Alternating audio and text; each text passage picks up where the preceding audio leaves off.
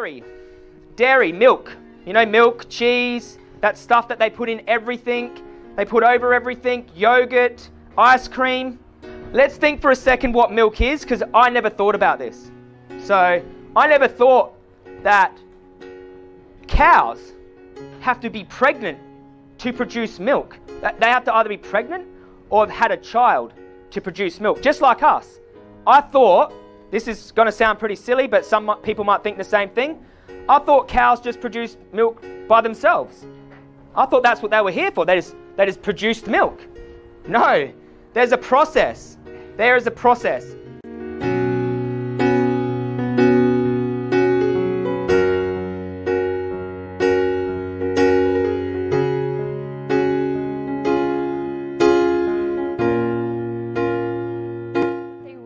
Is to stop people from eating meat, milk, and eggs. Do you want people to stop eating meat? I want people to act in their conscience. But you didn't really answer the question. Do you want people to stop eating meat or eggs? I think that, again, Are we asking me personally, or are we asking the Animal Legal Defense Fund? She never did give a direct answer. Workers at the turkey farm abusing the birds. Animal rights activists have exposed things that need exposing. Farming isn't always pretty.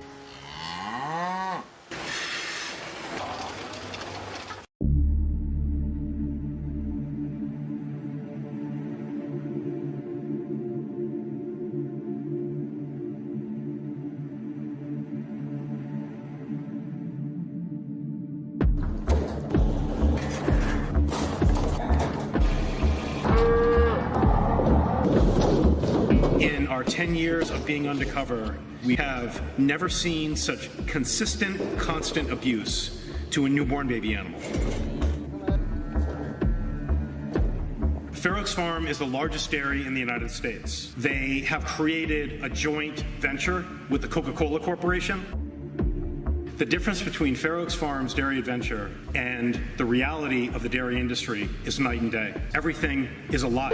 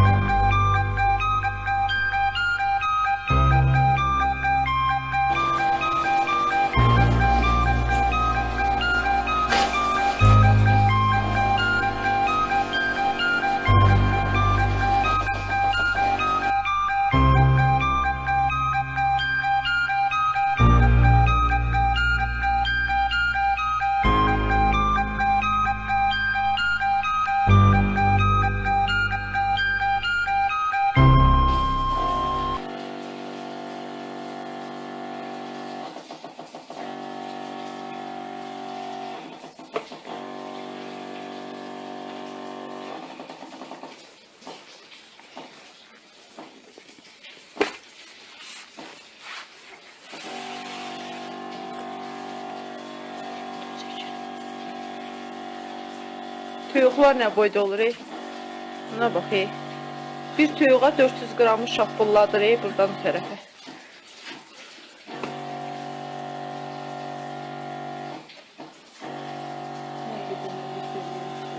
O birisini elə, o birisini elə. Bəs. O birisi nədir?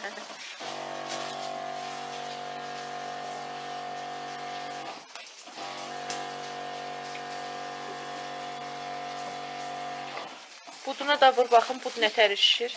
Əlini çək.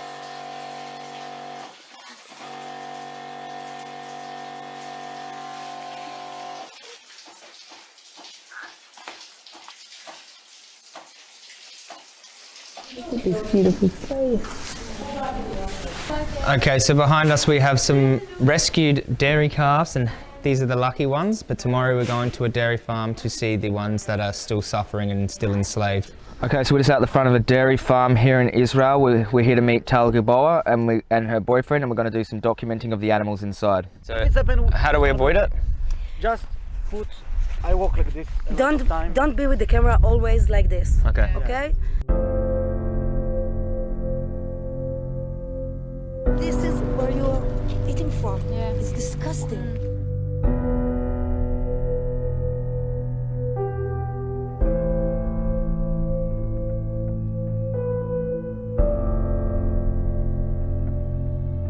So this is like a big prison of suffering. You can feel the energy in here, just sad, separated families and despair, and there's just no hope in here.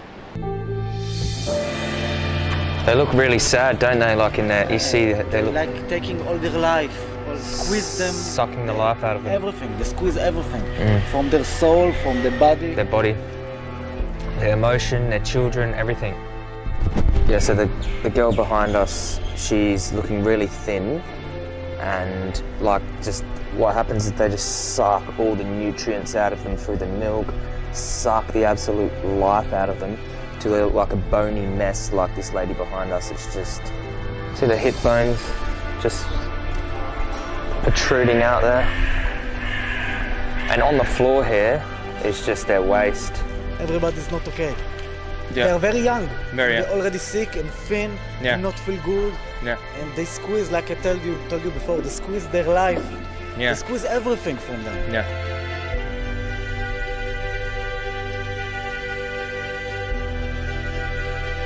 Okay, so this is the milking parlour. This is where they're hooked up with the suckers and they suck the milk out of them. Down here, you can see the milk coming out. They're essentially milk machines, aren't they? So.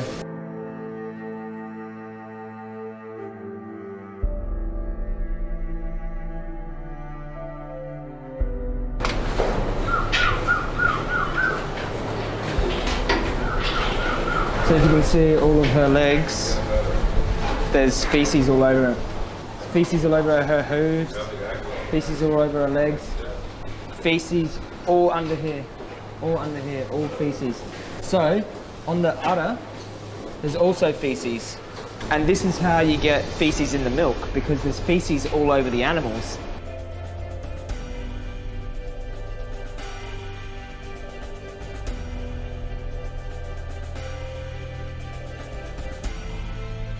So much suffering here. So she comes from the dairy industry and she's blind. She was rescued, yeah? She was so skinny that all her bones were out. Oh no. So she didn't weigh much, so if they would sell her to the meat industry, they wouldn't get a penny. So at 14 months old, she came here and she couldn't see, but there is something called that you can't see anything because you had trauma. And in the dairy farm, they are all traumatized because they are being separated from the mom, and they hear the moms and they are crying. Okay, now we move on to dairy. Dairy, milk. You know, milk, cheese, that stuff that they put in everything. They put over everything, yogurt, ice cream. Let's think for a second what milk is, because I never thought about this. So, I never thought that cows have to be pregnant to produce milk. They have to either be pregnant or have had a child to produce milk, just like us.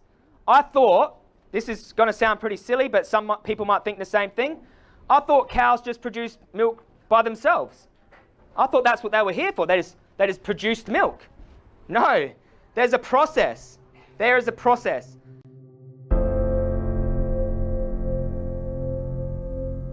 after her child is born, within 1 to 3 days, her child is stolen from her.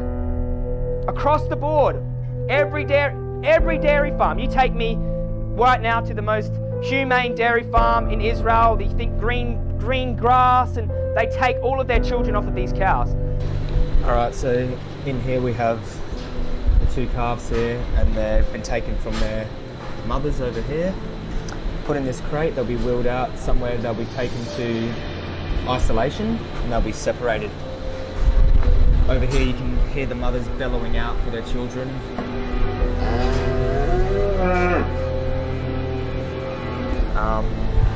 It's very sad.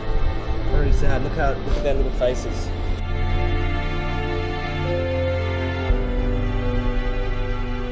Still wet. They're still wet. They're only newborns.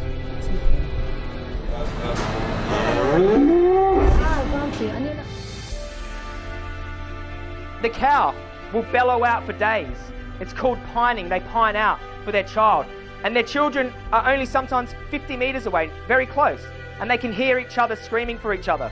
And they connect to the story, to the mother. Yeah. That they take her child. Yeah. And she's crying and yelling, yeah. Where's my child? And we see, after we're gonna see the little babies, they are alone on the metal cages. Yeah.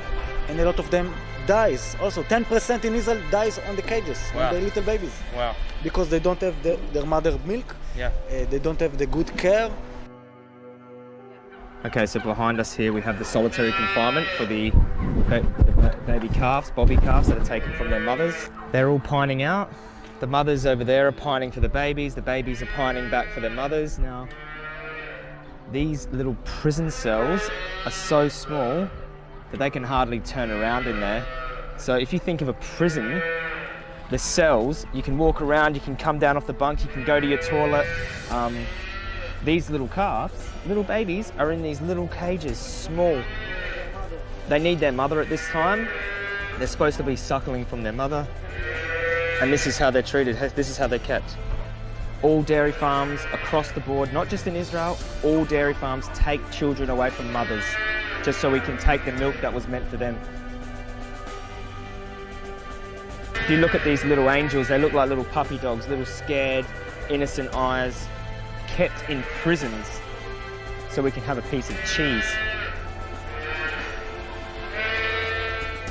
See, and people like to talk about injustice, injustice over here, injustice to humans over here. Look at this. This is injustice. Innocent children kept in cages away from their mothers. They'll all be killed. Eventually they'll all be killed. For nothing, for no good reason. No good reason. A lot of people become vegan because they said it's gross, first of all, because they're shitting on themselves. Yeah. They look terrible. Yeah. And they don't want to take part of this. No. It's terrible. It's like, it's the closest thing to slavery I've seen, Slavery. Yeah, of course it's slavery. Yeah. The conditions in here look pretty horrific, but do you think there's a humane way to do this? It's funny joke. It's a joke, isn't it? Funny, human rape, human slaughter. There is no thing like this. People drive in the roads of Israel and see the animals on the side of the, free, free, but they don't really free. But still, it's just 1% from all the animals in the industry. Most of the 99% on these farms. It's very crowded, a lot of shit, a lot of disease, and a lot of suffering. A very, very sad place in a dairy farm. If anyone here's been in a dairy farm, you know what I mean. Horrible place, full of sadness, full of sadness. Yeah, so you can understand how easily they get these mastitis infections on the udder when they're always laying in their own feces, and they're getting milked with, crap all over their teat and their udder, and this is going into the milk, it's getting sucked out with the pus, and it's a disgusting place. Like dairy products, I couldn't think of anything more disgusting. Oh my god, oh my god. A woman records what appears to be a live cow being pushed by a bulldozer. And that bulldozer? Yes, he's alive. She was filming from public land. The farm owner drove up and confronted her. You cannot videotape my property from public property. Why are you concerned about being filmed if you have no problem, you think this is a legitimate business? It is a legitimate business. Utah prosecutors charged the woman with agricultural operation interference. Am I free to leave or am I being detained? You're being detained. But she was on public land. They dropped the charges several months later. But what if she'd sneaked onto a farm to record what she considered animal abuse? More than 100 such investigations have been done. Activists pose as farm workers and secretly record the way animals are treated. An animal rights group released this undercover video of the dairy farm. It shows workers hitting, kicking, and throwing young calves. We are not showing the most disturbing parts of the video. Farmers upset about these recordings are persuading politicians to essentially outlaw these undercover investigations. The controversial ag gag law. The sixth state to pass an ag gag law. There are activists stalking farms to try to capture something that the public doesn't understand. Kay Johnson Smith speaks for a farm group that supports the ag gag laws, though they don't call them that. We would call it farm protection. Farm protection. What about everybody else? Why do you get special protection? The agricultural community is the only business community that this sort of tactic is really being used on right now. I'm an investigative reporter. I can't do my job if there are laws that prevent me from showing things. Nobody believes it if you don't see it. These activist groups want to eliminate all of animal agriculture. Brittany, you're holding a dead body. This group live streams its protests on Facebook. You saw a dumpster with hundreds of dead birds? Many of the activists stormed into the farm. Some stole some of the baby ducklings. We were just able to rescue almost 30 baby ducks. Others chained themselves to the entrance of the farm. Later, the activists released this video of the 30 stolen ducklings, adding music and showing the birds running around, apparently happy. They stole those ducks after seeing this earlier undercover video of injured ducks at the farm. Mercy for Animals says their undercover investigations have led to criminal charges. Ag gag laws often prevent such investigations, which is why farm states pass them. A bill making it illegal to apply for a job in a farming operation under false pretenses. But what about free speech? Ag gag laws chill speech. Lawyer Amanda Howell speaks for the Animal Legal Defense Fund, a group that says ag gag laws are unconstitutional. And they did get several states' laws struck down. Iowa then just passed a new law.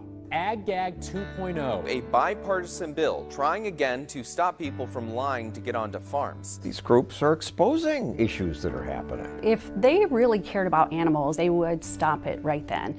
Instead, they go weeks and months without reporting anything to the farm owners. That's true. This investigation went on for months.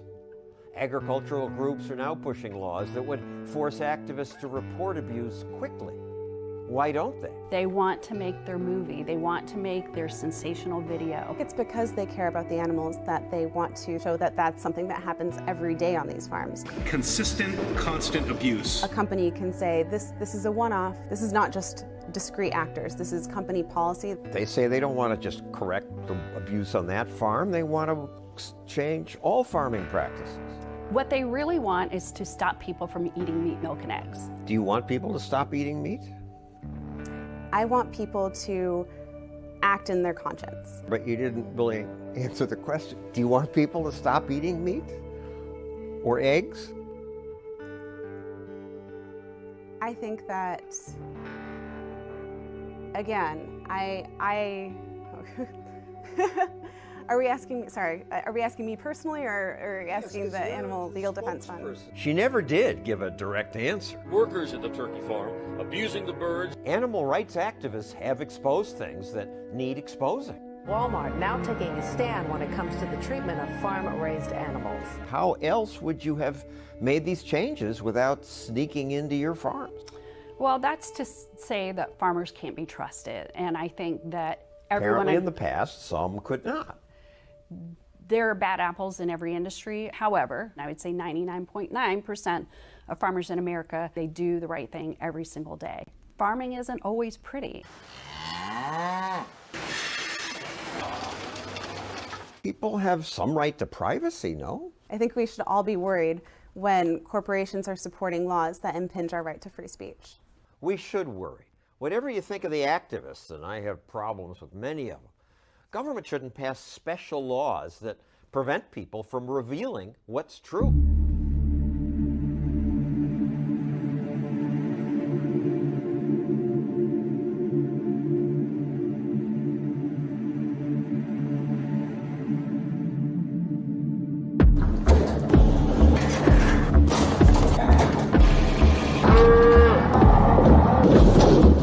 In our 10 years of being undercover, we have never seen such consistent, constant abuse to a newborn baby animal. Fair Oaks Farm is the largest dairy in the United States. They have created a joint venture with the Coca-Cola Corporation. The difference between Fair Oaks Farm's dairy adventure and the reality of the dairy industry is night and day. Everything is a lie. The only training that our investigator was trained on at Fair Oaks Farms was make sure you take the back road when you have dead calves in your transport. The illegal narcotics use was widespread and very apparent at Fair Oaks Farms and the Fairlife Corporation. How do we fix the animal abuse at Fair Oaks Farms? I can tell you from a seasoned investigator, you shut it down. The calf abuse is by far the worst baby abuse that we've seen ever undercover in any investigation anywhere in the world. Nothing is worse than Fair Oaks Farms.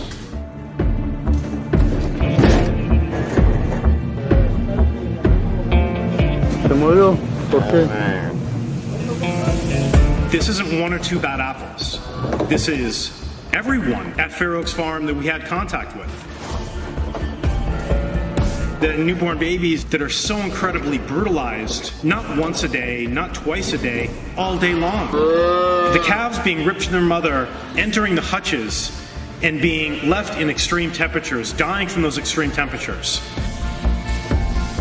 Mothers are calling for their calves so intensely that they're losing their voice.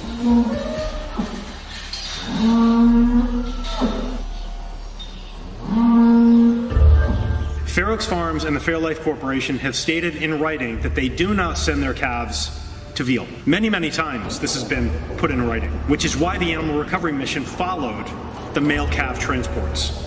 We didn't know where they were going.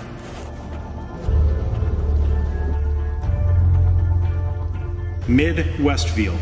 We couldn't believe it. The dairy industry has stated that they have done away with all veal crates, that calves are now raised in groups. They're doing nothing but deceiving the public. As an animal cruelty expert, I didn't even see the correlation between the dairy industry and the veal industry until Operation Fair Oaks Farms. We're going to demand that Coca-Cola end their partnership with Fair Oaks Farms, the Fairlife Corporation. If Coca-Cola stands behind its words that animal cruelty is everything to them, well, the only way to combat animal cruelty in the dairy industry is for Coca-Cola to take a step aside, to cut their losses, and get out of the dairy industry themselves. Coca-Cola and the dairy industry live and survive on people that purchase their products. That is it. It's simple. Stop buying the products. Stop buying dairy. If you want to make a difference, go to animalrecoverymission.org, our website. Go and create waves throughout the internet. Go and picket in front of the Fairlife Corporation. Picket in front of the Coca-Cola Corporation. Make your voice heard. Fair Oaks Farm and Fairlife Corporation need to be stopped.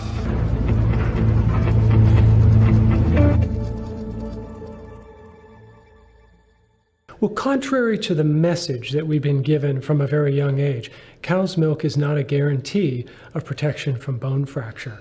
And when you look around the world at the epidemiology, it becomes really clear that in fact it's the populations where the most milk and the most calcium is consumed that we see the highest risk of fracture.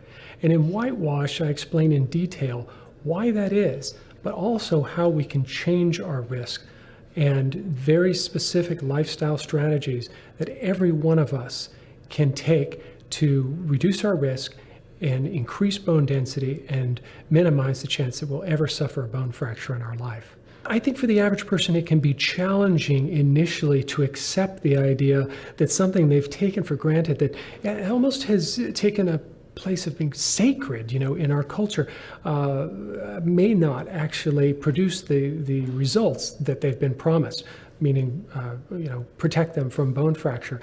But I have found that almost invariably when people see the science, when they see the overwhelming evidence that cow's milk is loaded with toxins that are very dangerous, environmental contaminants, and actually powerful growth hormones and such that may elevate our risk for disease, that they become convinced that this really is not something that we should be consuming. It's always surprising to people to learn that when you look around the world, it's actually the very countries that are consuming the most milk and consuming the most calcium in their diet who have the highest risk of developing a bone fracture. So that would be like Australia, New Zealand, Canada, North America, the Western European nations. That's where we see all the bone disease. But the inverse is so as well. So populations in China, Japan, Thailand, Vietnam, people don't have milk mustaches. They're not obsessing over how much calcium they're eating. They eat very little dairy in general. That's where we see the greatest protection, the lowest risk of suffering a bone fracture. And men and women in their 7th and 8th decade of life have strong, robust bones. They're out, they're active, they're moving around, they're lifting up their grandchildren, they're working in fields and enjoying a healthy life. The relationship between just saturated fat consumption and risk of heart disease, hypertension, various cancers and such, cholesterol, chemical contaminants in milk, all of these things have relationships and contribute to risk of a variety of conditions, whether it be neurological disease such as Parkinson's disease or prostate cancer, breast cancer, coronary artery disease. So when one looks at the totality of what they're being exposed to, whether it be the contaminants or whether it be the bovine growth hormone that's causing the IGF-1 levels to rise, the estrogen that is substantially elevated in these pregnant cows and then expressed in the milk, all of these things are contributing to our total risk of a variety of different health problems. Well, with cheese, we take a lot of the water out, so we concentrate the fat, and many of the chemical contaminants that we're concerned about that are showing up in milk, they bind with fat, and that's where they're kind of sequestered. So if you concentrate more fat, you're going to concentrate more of these toxic chemicals that we're concerned about exposure to. So that could be an issue with cheese as well. There's absolutely no evidence to support the claim that drinking the milk of a cow is going to protect us from future bone fracture. And in fact, the overwhelming evidence that we have in the scientific literature today says just the opposite, that those who drink it and drink it regularly are at most risk for disease. The reality is that we don't need the milk of a cow or any other mammal. We simply need to eat a healthful diet that's centered around plants that support bone health, and we have to make sure that we use our bodies, we use our bones, we stimulate them through regular exercise and build and develop and maintain muscle tone, because that keeps us stable and less likely to fall. Of course, we know that falls precipitate fracture in most instances. So the focus really for everyone is to leave the milk myth aside and begin to embrace a healthful diet that's plant strong and that is not loaded up with caffeine and refined sugars and refined flours and the kinds of foods that unfortunately prevail in the Western diet. They claim milk does a body good, but find out why some brands may be doing more harm than good. Up next, got milk? You may wish you didn't after tonight's Hard Target investigation exposes what's really in some of it. Milk is loaded with powerful growth hormones, hormones that should never be in the human body. Imagine a cow on crack cocaine. That's how author Robert Cohen describes something shot into millions of cows on American farms. We genetically engineer a hormone that produces more milk when we didn't need more milk. While Cohen admits calcium is good for you, he says leafy green vegetables have lots more calcium than milk. If you look at nature's perfect food, human breast milk, there are 33 milligrams of calcium per 100-gram portion. Potato chips have 40, beans have 50, chickpeas 150, amaranth, a grain, has 267. Cohen says dairy products are a poor source of calcium for another reason. Every scientist in the world knows that protein inhibits calcium absorption, and milk is liquid meat. It's protein. What is in milk that you say is poisonous, and why would the government be covering this up? Well, what's in milk? You're drinking body fluids from other animals. 60% of the cows in America have leukemia virus. 80% have something called paratuberculosis. You don't want to eat something with that name, paratuberculosis. You've got irritable bowel syndrome in America. That's what it causes. 4 million American women have irritable bowel syndrome. You're talking about if your doctor said, I want you to eat today 53 slices of bacon because that cholesterol is good for you, you're eating from your dairy products the same cholesterol contained in 19,000 slices of bacon this year. By age 52, 1 million slices of bacon's worth of cholesterol. You don't want that in your body. Of real concern, though, you talk about the bovine growth hormone. Hormone is the big word here. There are 4,000 mammals. There are 500,000 different hormones. Only one hormone, this is the big secret the dairy industry doesn't want you to know, only one hormone is identical in all of nature between two animals. It's human and cow. It's the most powerful growth hormone in our body. Drink a 12-ounce glass of milk. Double the only hormone that makes breast cancer grow once you get it. I just assume it's milk. No, I don't. What's in the milk I'm drinking? What's in it? If you ask the author of this controversial new book, you may not want to hear the answer. The milk we're drinking is filled with fat. We know that. Cholesterol. We don't know it's filled with virus, bacteria, powerful growth hormones, proteins that cause a vast array of allergies in the human body. This is not nature's perfect food. In a book called Milk, the Deadly Poison, Robert Cohen attacks what's long been considered the perfect food, claiming it can be a dangerous brew of chemical, biological, and bacterial agents that may also contain a growth hormone he believes can trigger the growth of cancer. We know children come into puberty earlier in America. We don't know why. Every sip of milk, they're drinking, in addition to this most powerful growth hormone, 59 different bioactive hormones. What nations have the highest rates of breast cancer in the world? I ask people, they say, United States. Denmark, Norway, Holland, and Sweden. What nations have the highest rates of osteoporosis, crippling bone disease? Denmark, Norway, Holland, and Sweden. The dairy industry, every dairy farmer, and there are probably a few in the audience now, you know that for every 100 pounds of milk you produce, you got to pay 15 cents to the national fluid milk processors. Doesn't sound like a lot of money. What are they doing with that money? It's $500 million a year to paint milk mustaches on the lips of models. Robert, welcome to Your Health. Nice to be here. Mother says milk is good. What is this? Milk is no good. Let me tell you about milk. The #1 protein in milk is casein, C-A-S-E-I-N. That's 80% of the protein in milk. That's the same glue they use to put a label on a bottle of beer. That's the same glue they use to hold your wooden furniture together. So we're drinking glue. You're drinking glue, and you create so much mucus. This much casein, this much mucus. Okay, we're getting technical. You're using a lot of chemicals. Yeah. What qualifies you to talk about these? Well, the greatest controversy in the history of the Food and Drug Administration was the genetic engineering of milk. I'm the only person in America to be invited to meet with a group of top scientists at FDA.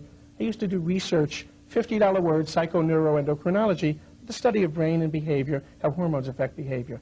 And I uncovered secrets. I opened up a Pandora's box of secrets that the dairy industry wishes had never been opened. If milk is so bad, then how come everybody else is so wrong and so brainwashed that it's good for you? Well, they get Calcium Ripken to pose for his milk mustache. Spike Lee, you got 500,000 kids in the New York area that have asthma.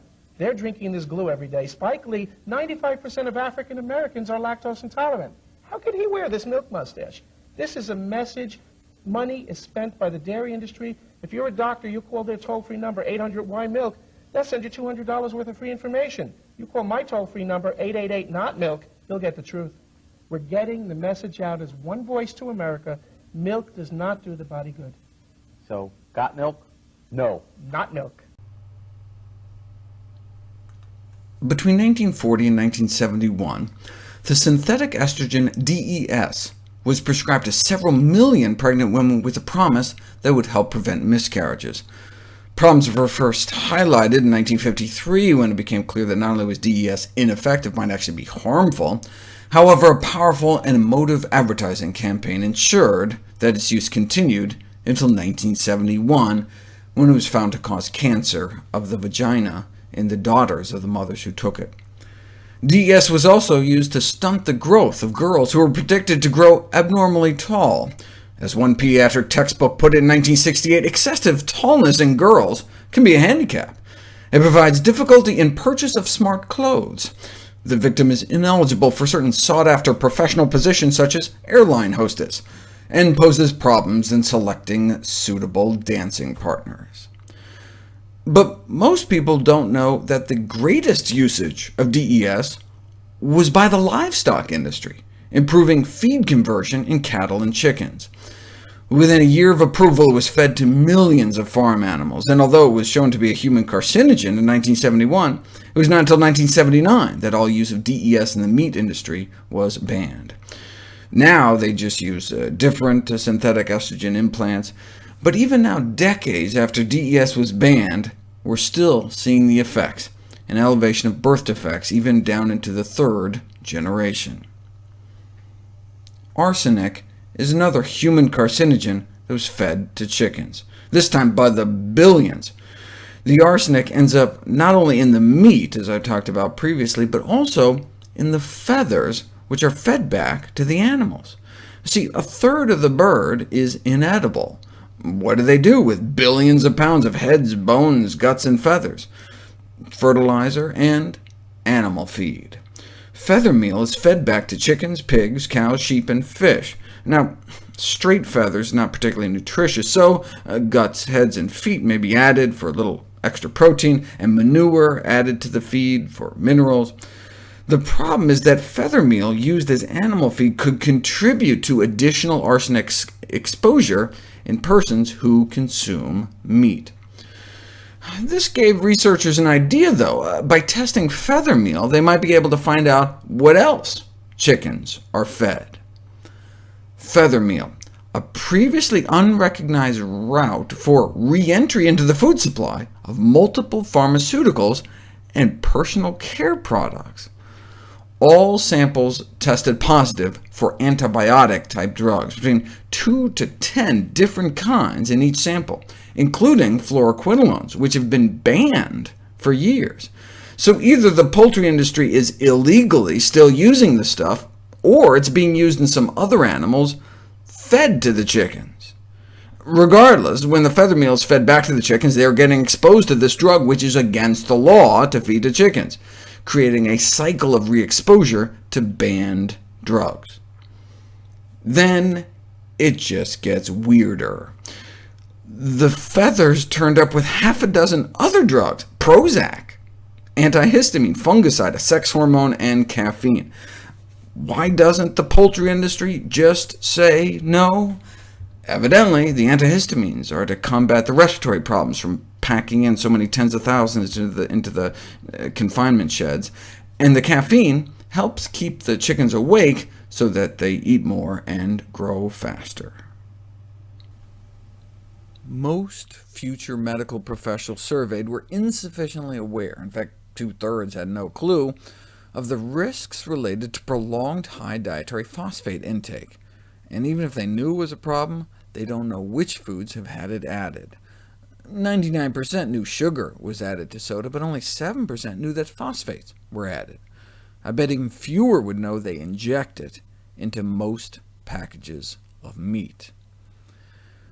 Though this practice remains banned in Europe, thanks to a 1982 ruling, 11 different phosphate salts are allowed to be injected into meat and poultry in the United States, despite the fact that poultry is considered an arterial toxin, causing our arteries to stiffen up within just 2 hours of consumption, making modern poultry not only more dangerous from a heart disease standpoint, but may also be making poultry more dangerous from a food safety standpoint.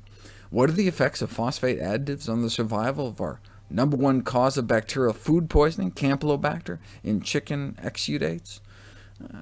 Chicken exudate is the same as poultry purge, the chicken juice. It's the fluid that seeps out from processed poultry carcasses and often found to be contaminated with considerable numbers of Campylobacter bacteria. It is comprised of water, blood, fats, and other materials added to the poultry during processing. If you don't inject chicken with phosphates, the exudates seeping into the package may grow about 100 Campylobacter bacteria. This is a log scale. You add some phosphate, and you're up to 100 million bacteria, 1 million times more. The addition of phosphates to chicken has the potential to increase the survival of Campylobacter by 100-fold or more.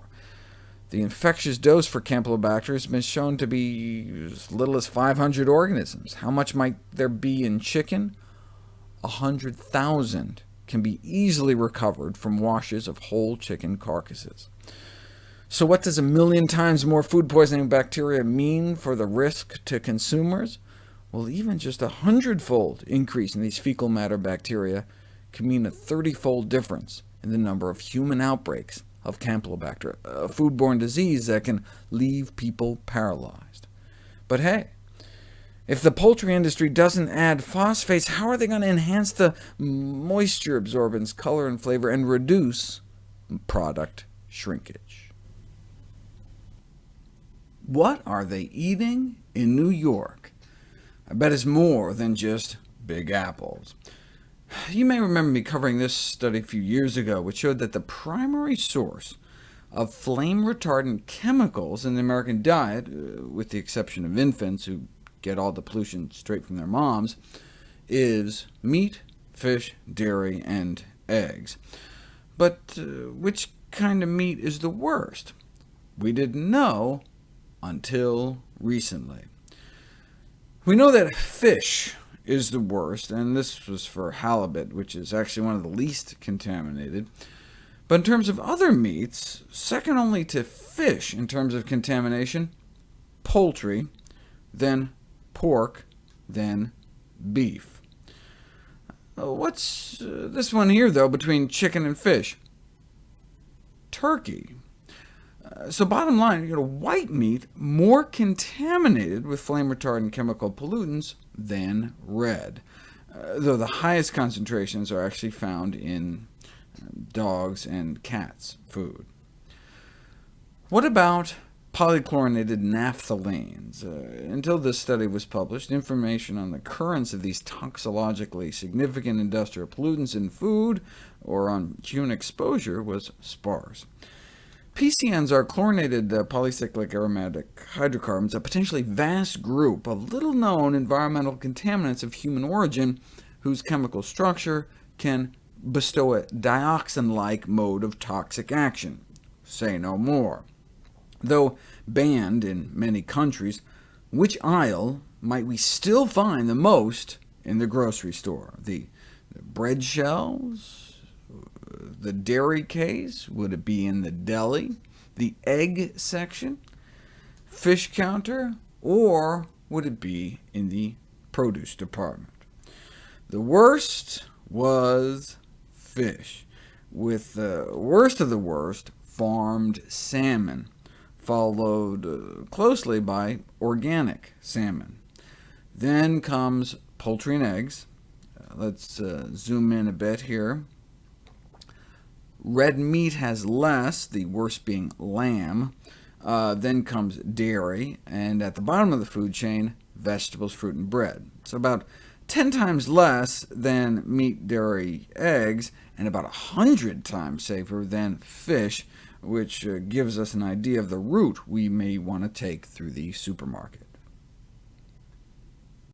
Speaking of toxic metallic elements, there continues to be growing concern about aluminum exposure and the development of neurodegenerative diseases such as Alzheimer's.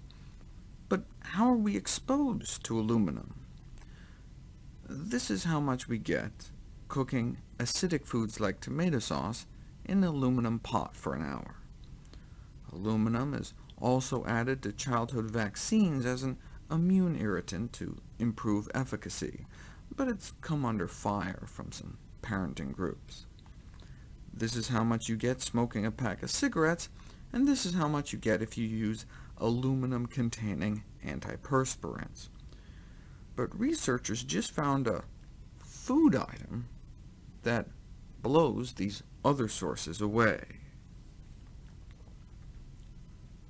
What do you think it is? Is it Brussels sprouts? Many of you wish it were Brussels sprouts.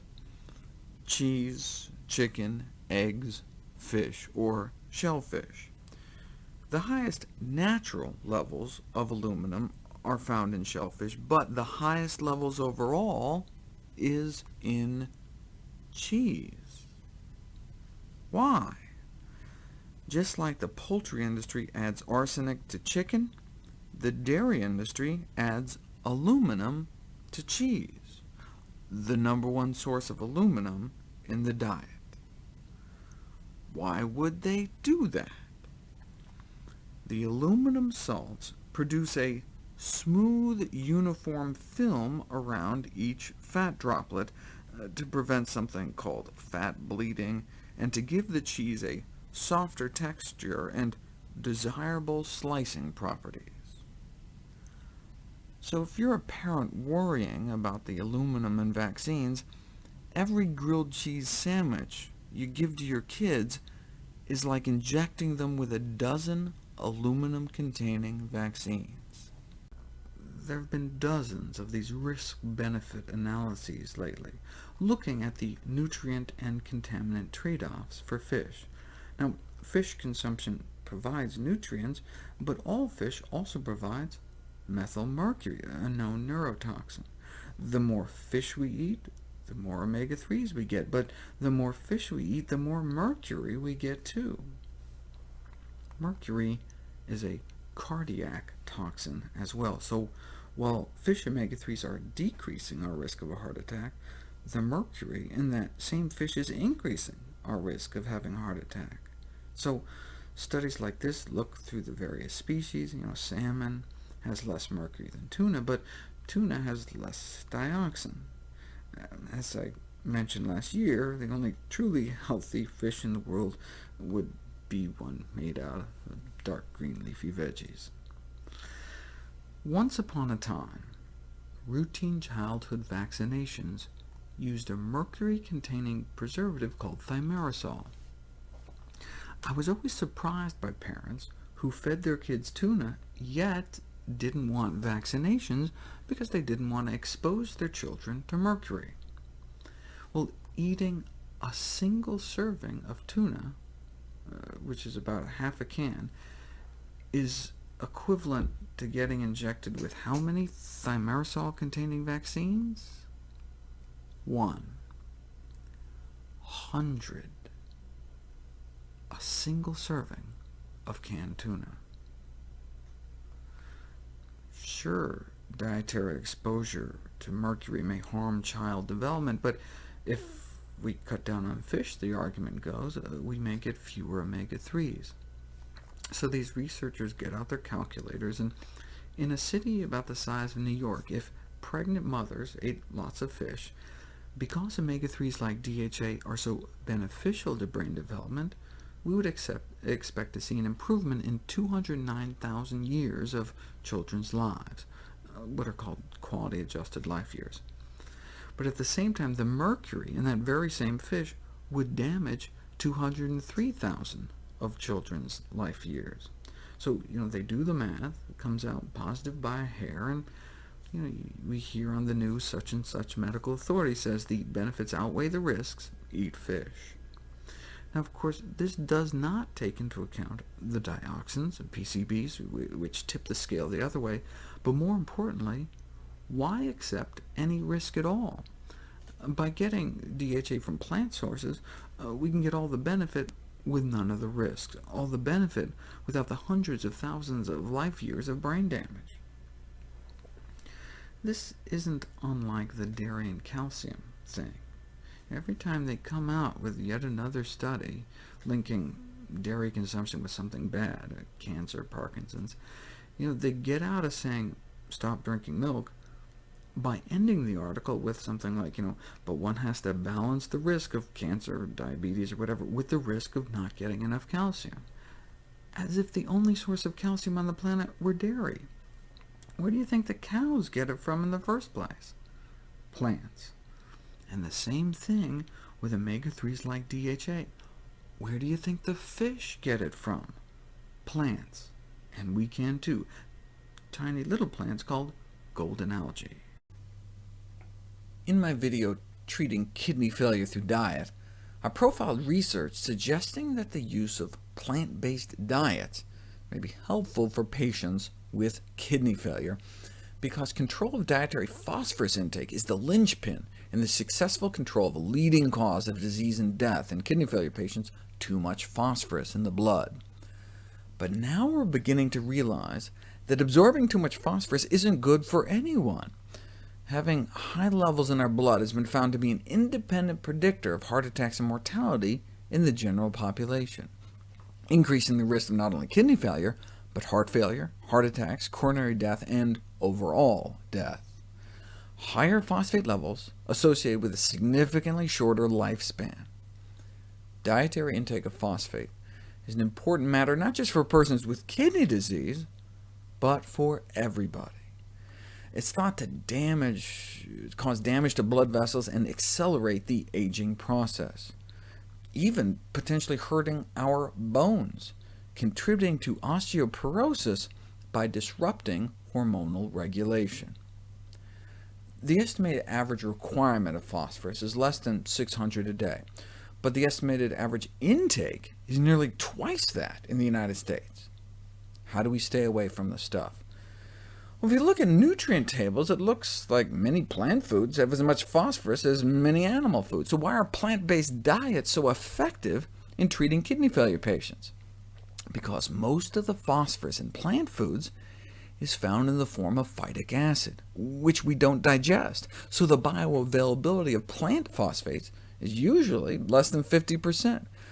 See, only a third to a half of plant phosphorus may be absorbable, whereas most animal products are all up around 75%. So when you adjust for how much actually gets into our system, you see plant foods are better. It's like the absorption of heme and non-heme iron. Our body can protect itself from absorbing too much plant-based iron, but can't stop excess blood-based or heme iron from animals slipping through the intestinal wall. The worst kind of phosphorus, absorbed nearly 100%, are phosphate additives, added, for example, to cola drinks. Why would they do that? Otherwise, cola drinks would be black. Without the added phosphate, there would be so many glycotoxins produced that the beverage would turn pitch black. Thus, cola drinks owe their brown color to phosphate. Phosphate additives play an especially important role in the meat industry, where they're used as preservatives for the same reason, to enhance a meat product's color, just like the dairy industry adds aluminum to cheese. Meat and poultry is enhanced, quote-unquote, by injecting it with phosphates. If you look at meat industry trade journals and can get past all the macabre ads for head-dropping robots for the kill floor and foot chopper offers, you'll see all these ads for injection machines. Why? Because of increased profitability. Enhanced meats have better color and less purge. Purge is a term used to describe the liquid that seeps from flesh as it ages. Many consumers find this unattractive, and so the industry views it as a win-win. When you inject chicken with phosphates, the consumer benefits through the perception of enhanced quality, and the processor benefits from increased yield, because they just pumped it up with water and they sell it by the pound. The reason is that it can boost phosphorus. The problem, is that it can boost phosphorus levels in meat nearly 70%, a real and insidious danger for kidney patients. But now we know it's a danger for all. Some hormones we do implant in farm animals, though. Last year, Japanese researchers were lamenting the dramatic increase in hormone-dependent cancers in their country, 4 times more breast and ovarian cancer, 8 times more endometrial cancer, and 10 times more prostate cancer just in the last 25 years. They suspect it might be because they import so much hormone-laden beef from the United States. But just because we implant cattle with hormones doesn't mean it actually makes it into the meat. We inject these hormone implants into the ears of cattle, but the ears get chopped off at slaughter. So the U.S. beef industry argues that the hormones don't get into the meat. But these researchers were suspicious, so they compared the hormone levels in American beef to Japanese beef, where they don't commonly inject cattle with hormones. They found up to 600 times the level of estrogens in American beef. So they got the feeling that the increasing consumption of estrogen-rich beef following steroid implantation might facilitate estrogen accumulation in the human body, and could be related to the incidence of hormone-dependent cancers, although further studies are required. For example, eggs may be the greatest source of estrogens in a person's normal diet. Why would estrogen-rich beef lead to prostate cancer? You think of that more related to male hormones like testosterone. We inject cattle with that too. Just like athletes can use doping agents in sports to build up their muscles, in the livestock industry, anabolic steroids are given to cattle to beef up their muscles. We don't just give estrogens, we implant anabolic male steroids with brand names like Magnoid, Steroid, some of which contain androgens like testosterone. Where are these hormones found the most? Researchers in Iran last year compared the levels of testosterone in the meat, liver, and testicles of sheep. What did they find? Interestingly, though testicles produce testosterone, they don't store it, and so it builds up elsewhere in the body. In fact, the levels of anabolic steroids in meat can be so high that studies have shown that athletes who eat certain kinds of meat can be falsely accused of abusing steroids. As with dairy, eating meat may also affect prepubescent children, boosting their production of male sex hormones in both boys and girls, which may hasten the first appearance of pubic hair between ages 6 and 8. Even though the effect was small, the fact that it's a modifiable factor, something you can change about your child's diet, makes it potentially relevant. You know, there's a toxin found in some drinking water that scientists have not completely been upfront about. What is this toxin? It's a chemical. It's found in Teflon, right? The stuff that's supposed to be able to make nothing stick to it, right? It's believed to be in our water now at a rate 700 times higher than the federal guidelines. Here tonight is RT correspondent Natasha Sweet. According to a leading toxicologist, a Teflon toxin found in some drinking waters need to be 700 times lower than what the Environmental Protection Agency is recommending. This toxin is known by its acronym PFOA.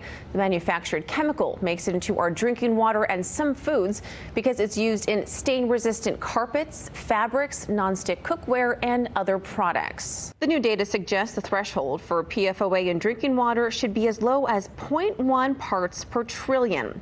Linda Birnbaum, director for the National Institute for Environmental Health Sciences, unleashed this bombshell at a conference at Northeastern University. She says that's a whopping 700 times less than the current EPA guidelines. Previous research has also linked PFOA to kidney and testicular cancer. The recent studies are now linking pancreatic cancer to PFOA exposure. The research was conducted by the National Toxicology Program. In this study, male rats given doses of PFOA developed both cancerous and non-cancerous tumors in the pancreas. At the lowest of 3 levels in the experiment, 20 out of 50 rats developed the tumors. The 2-year study also revealed liver tumors. Birnbaum says PFAS, also found in Teflon, affected breast development, issuing problems with lactation and growth of the mammary gland. But according to the American Cancer Society, Teflon nor PFOA is listed as causing cancer. It only mentions the possibility. Now, there's been some controversy over some studies being conducted in this area, not yet being published. Some researchers are maintaining that more studies need to be done in this area, and some states like California, New Jersey, and Vermont are taking matters into their own hands, already upping their standards, advising for less PFOA in the water. In Los Angeles, Natasha Sweet, RT.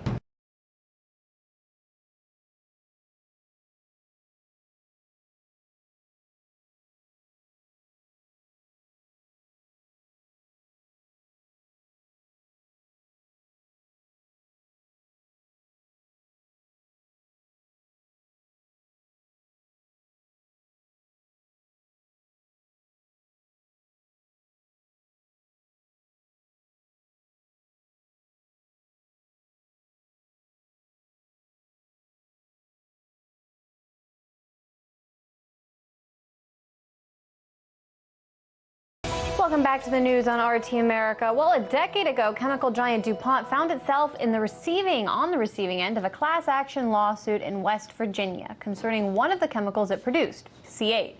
It was proved to carry grave health risks to humans, so the company ended up paying millions of dollars in fines and was forced to withdraw the chemical from production. However, it replaced C8 with a different chemical, Gen X, touted to be safer. It has now been revealed that even DuPont scientists have held tests suggesting otherwise, but dismissed their findings altogether. RT's Alexei Orshevsky explains.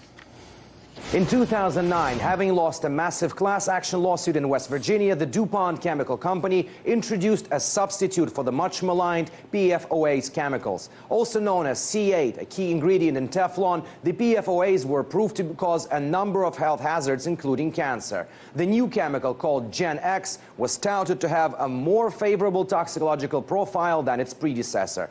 However, between 2006 and 2013, the company itself had filed 16 reports of substantial risk of injury to health or the environment. These reports have now been revealed through an investigation by The Intercept magazine. They cite numerous health effects in animals, including changes in the size and weight of animals' livers and kidneys, alterations to their immune responses and cholesterol levels, weight gain, reproductive problems, and cancer. An experiment with Gen X held by Science Direct and funded by DuPont showed that rats, which were given various amounts of Gen X over 2 years, developed liver, pancreas, and testicle cancer, as well as kidney disease, liver degeneration, and other diseases. Other independent studies showed Gen X also impacted reproductive functions. But here is the shocker. The DuPont senior research toxicologist, Mr. Anand, who signed the 2013 report, concluded that these tumor findings are not considered relevant for human risk assessment. In other, simpler words, he dismissed the results by saying the tumor formation in rats might not be the same in humans. It might have received a pass, but here is the problem. For almost half a century, the DuPont scientists had made the very same claim about C8. Numerous tests of C8 caused testicular tumors in DuPont-funded experiments on lab animals, but it was never linked to same effects on people until certainly proved otherwise during the West Virginia lawsuit. And it was not the first time either. DuPont have been acknowledging potential health risks for years, however, quashing any concerns in dismissive reports later. In the 1970s, they chose not to report abnormal liver test results in workers exposed to C8, and 34 years later, the company's medical director said those findings were not reported because the liver changes were not proven to be caused by the chemical. People do not cook on Teflon and drop dead. That is the notion coming from the company. And while many scientists have been raising concerns, the EPA said it did not require any further testing of the new chemical, something it is obliged to do if there are any indications a chemical could pose threat to humans. At this moment, Gen X is neither regulated nor tracked, just like at least 1,000 other chemicals not falling under the 40-year-old Toxic Substances Control Act. And with DuPont themselves admitting biodegeneration of Gen X amounts to 0%, it is likely to be with us forever. Just like the C8, it was destined to replace and still found in drinking water nationwide. Had between 30 and 40 surgeries in my lifetime due to the birth deformities I was dealt with.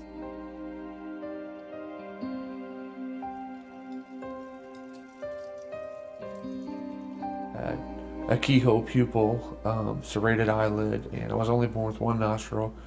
I've had some major reconstructive surgery to bring me where I am today with both rib cartilages taken, metal plate in my nose. I just thought it was, oh, I got dealt a bad hand.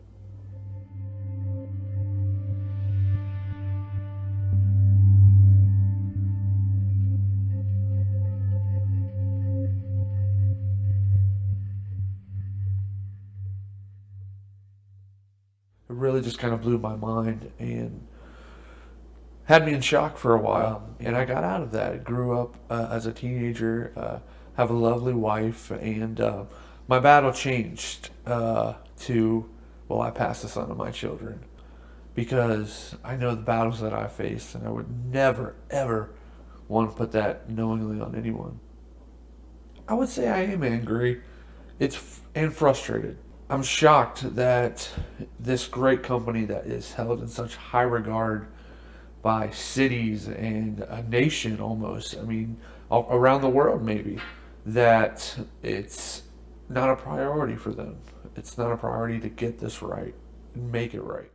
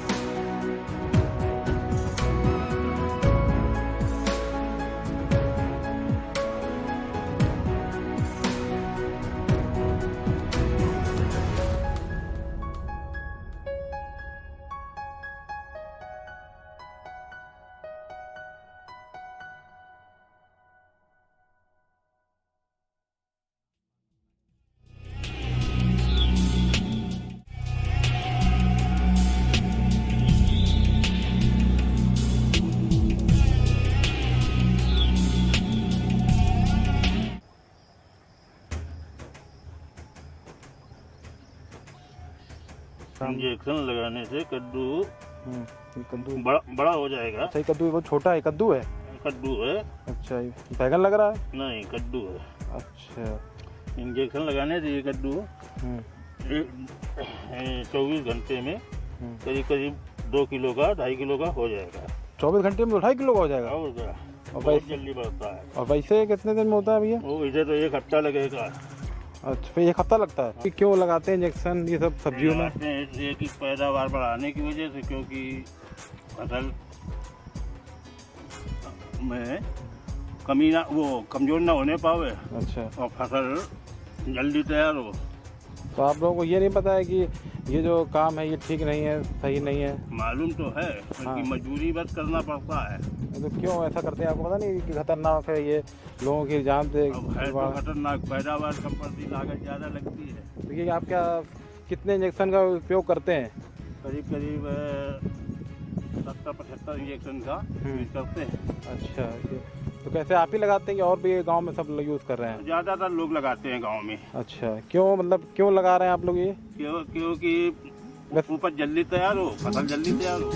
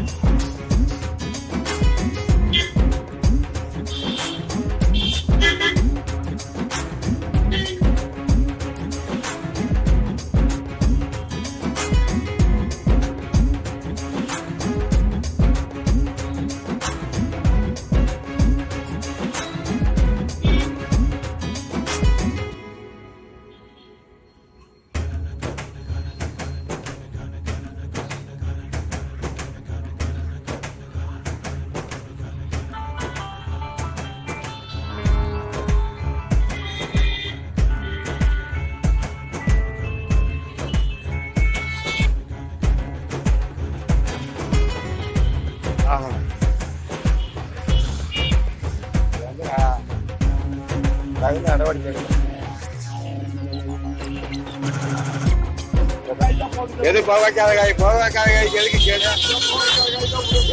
இதெல்லாம் தானா படுத்துக்கிறீங்க. அதை எப்படி தானா படுக்கிறதுக்கு எதுக்கு தண்ணி அடிக்கிறீங்க? தானா படுக்கிறதுக்கு எதுக்கு தண்ணி அடிக்கிறீங்க? அடிக்கலாமா? எடுங்க.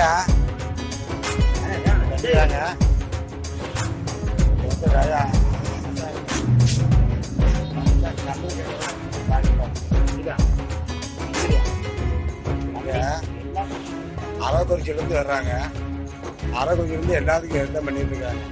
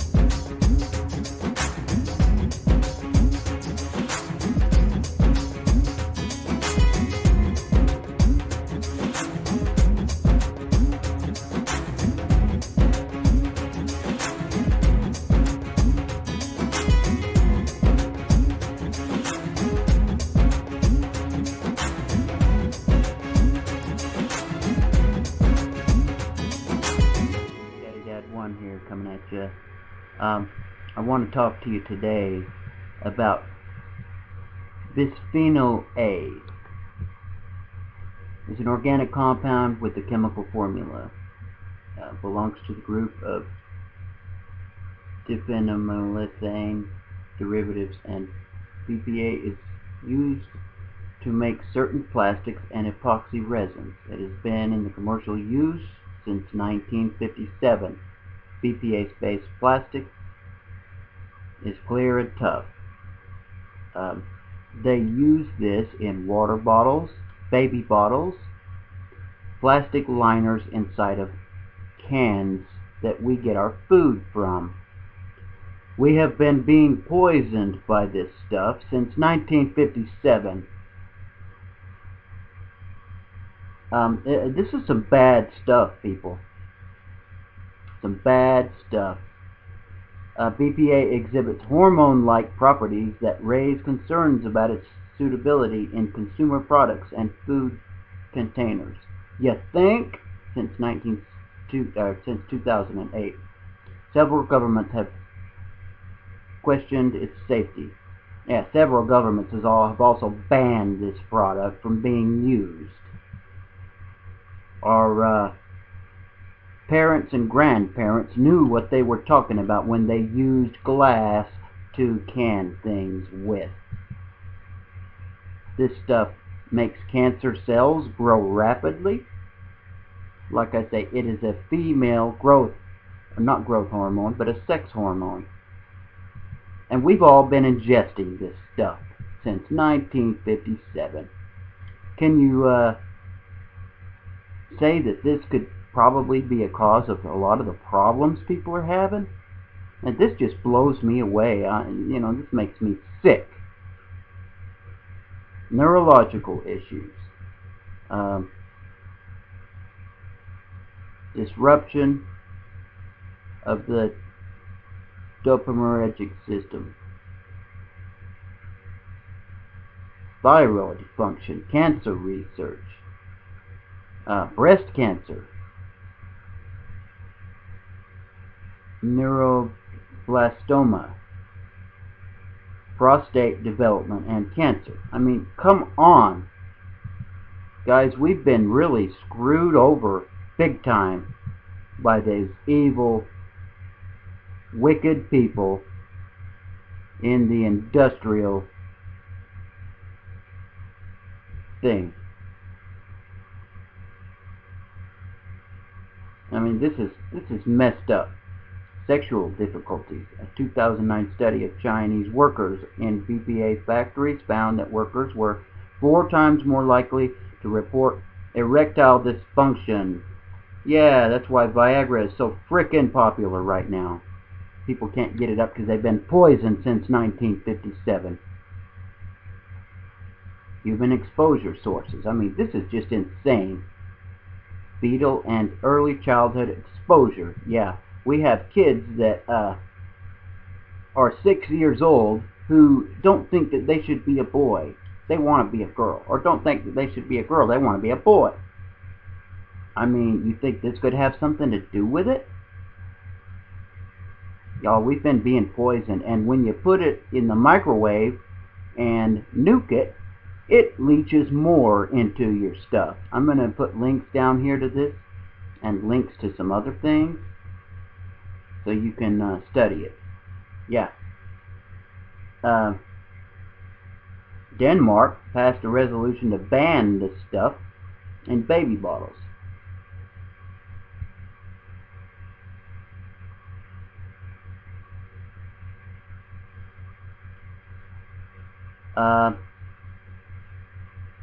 In Belgium, they proposed legislation to ban the stuff. You know, everybody's been doing something but us. Well, not everybody, but you think that they're going to do anything?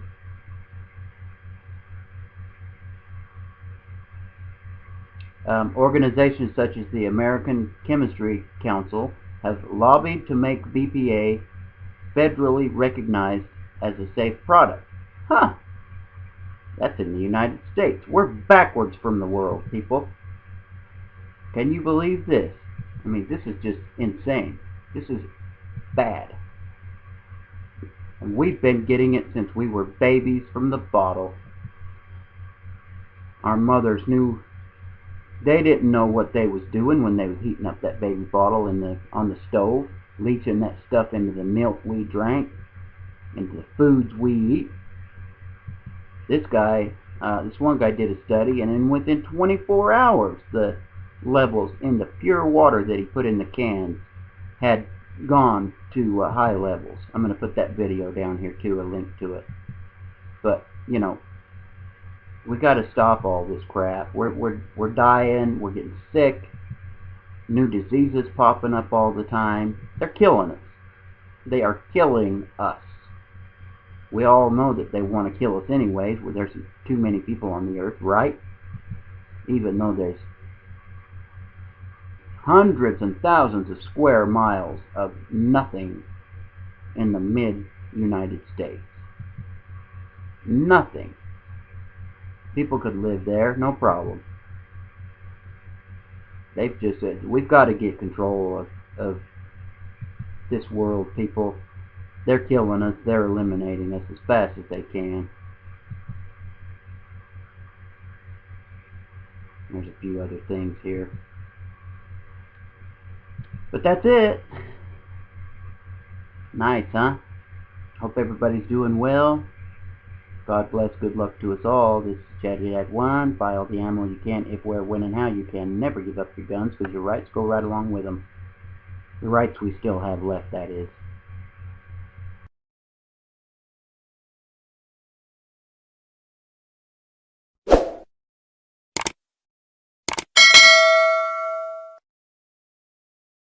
In case you find these videos useful, please share them with others so we can help them too. Subscribe and hit the bell icon for more videos and updates.